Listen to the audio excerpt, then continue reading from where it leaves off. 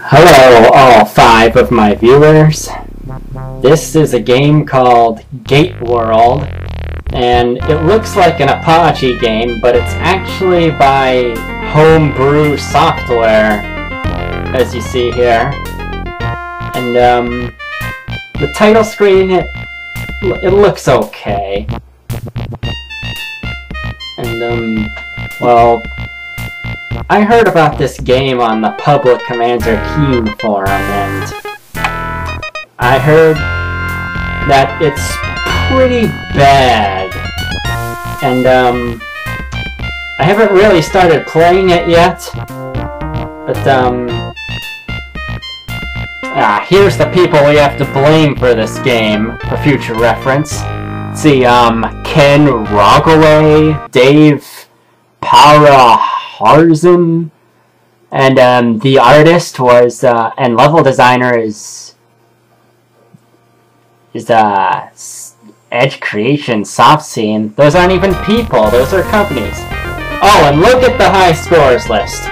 We have the 7 dwarves, Bashful, Doc, Dopey, and all the rest. And, here's a demo, and, yeah, it's not me playing the game, this is just a demo, and, well, you can see it looks pretty slow and laggy, doesn't it? And, did you see that? That guy ran into him and his head turned into...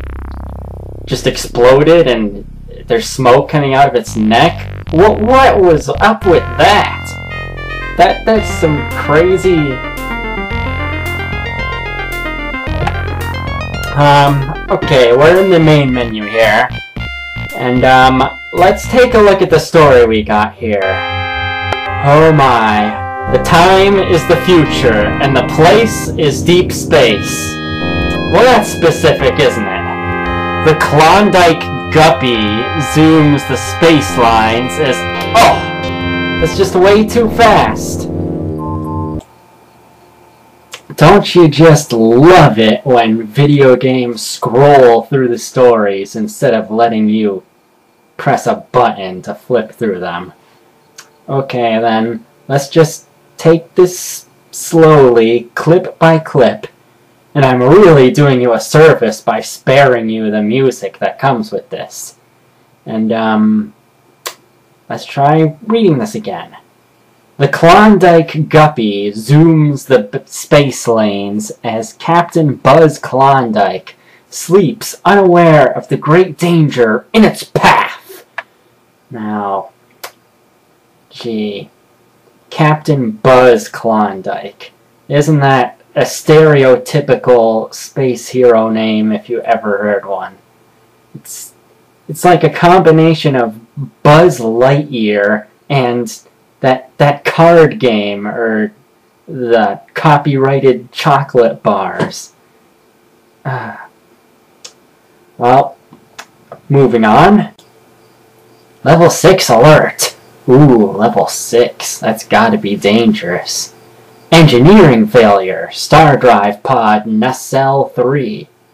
Is that really an N? It's a Nacelle? I don't really know what that is. Okay. Navigational computer detects obstacle. Analyzing. Geological makeup. 45% strontium iron. 27% carbon group C. 15% gold. Ooh, and that has to be important because there's a big star next to it. And 10% platinum. And 3% miscellaneous. Miscellaneous, huh? It doesn't want to... well, I guess if it was specific about every single little thing, it would be a pretty long list, wouldn't it? The ship's computer is the only hope that Captain Klondike and the Guppy will survive the oncoming danger. High profit potential! Initiating resuscitation procedure. Yeah, it's not resuscitation, it's resuscitation. whatever that means. Wake up, Commander Klondike. This is the computer talking. Commander? Apparently the computer has quite a bit of emotions, I guess. To stammer like that. We, have a bit of a problem. Just a couple more minutes. As the computer attempts to wake Captain Klondike from his hyper-sleep chamber, the danger grows worse! Commander, we're on a collision course with an asteroid.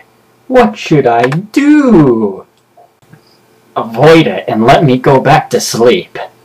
Oh, you lazy bum.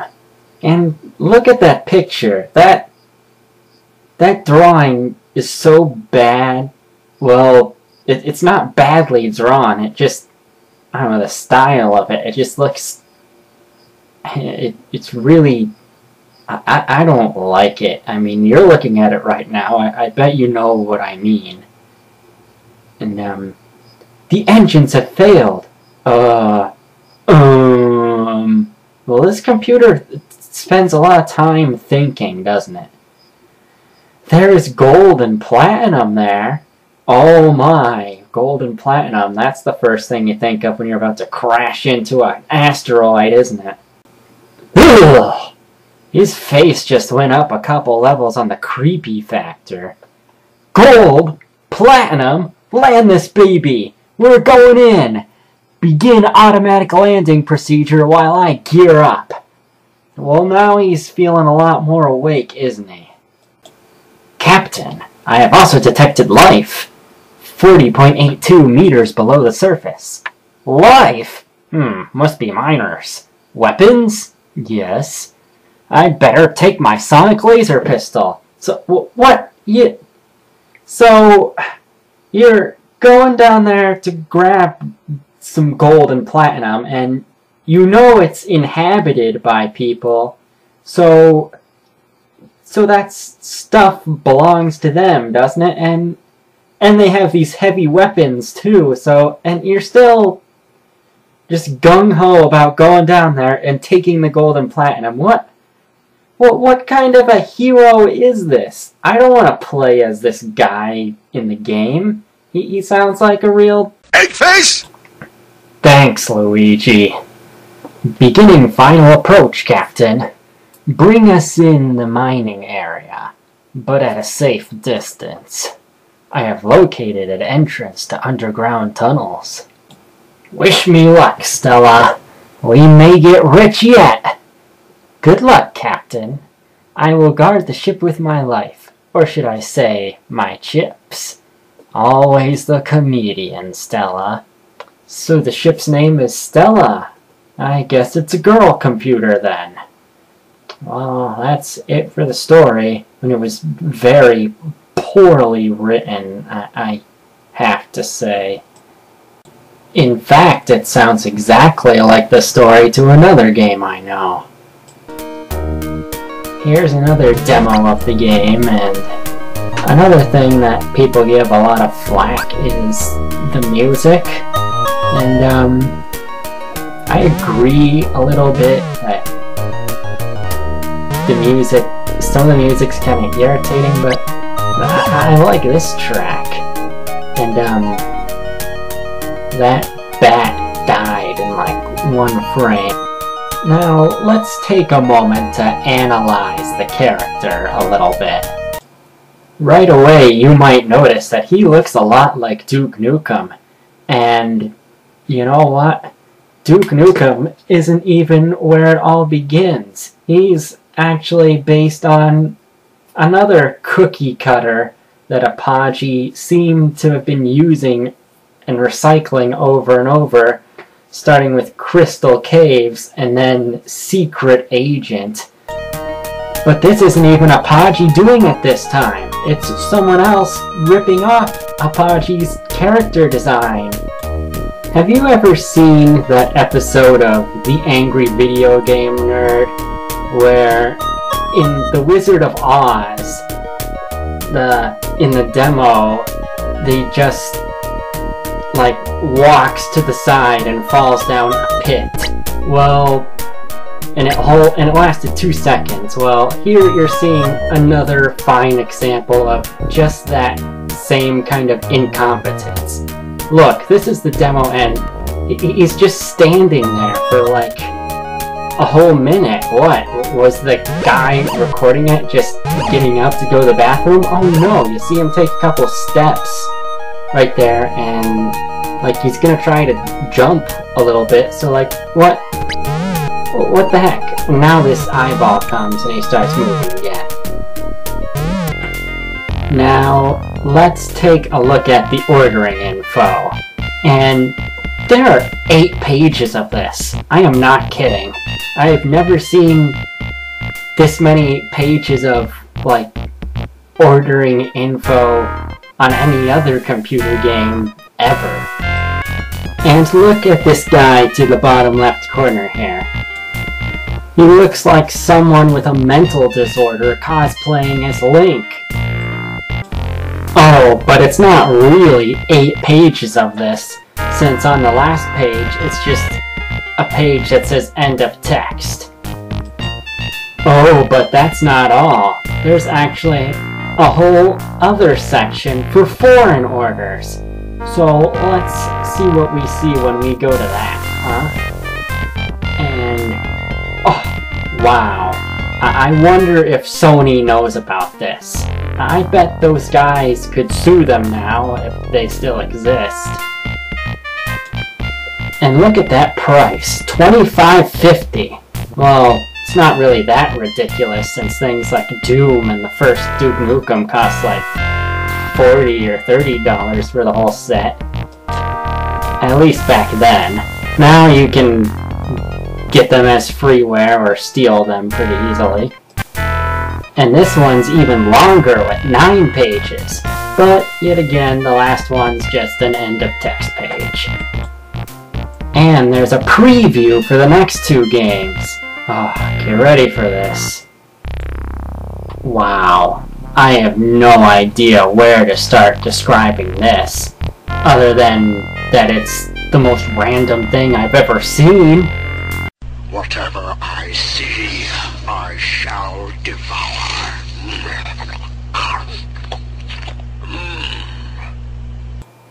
Okay, so I have seen things that make less sense than this, but let's take the time to analyze this a bit, shall we? Down here is a giant ear of corn. In this corner is a sponge behind a guy with blue hair and a bottle of eggnog. This eagle's carrying rockets. Buzz Klondike is shooting a Goomba with a flamethrower. And is that a piano board I see? This genie sitting on a cloud next to a floating key and emeralds. This floating alien eyeball is trying to blend in with the waterfall. This lizard's being electrocuted by nothing. There's apparently a deposit of sewage here. Lots of floating gems you'd expect to see in a video game. And to top it all off, this scantily clad woman who has no reason for being here. And there are the rest of the preview screens, which are nearly as random as the first. Bosses, robots, weird aliens, cross the mountains, face ultimate danger! But only if you shell out $25 for volumes 2 and 3, you stupid kids. This list of items looks similar to the list in Commander Keen, doesn't it? But I'm reading too far into it. This idiot's name is Eloy. The nerds are rough and tough guys, but the eyes are helpful? What? And the guy making this did know wombats are marsupials, I hope. Oh, and this is actually nice. They give you the option to turn off those little hint messages. Don't you wish that when you're playing Ocarina of Time, you could just have the option to turn off that stupid fairy? I'm out of time, and I haven't even started playing the game yet. Is it really as bad as it looks? Who knows, maybe I'll actually like it.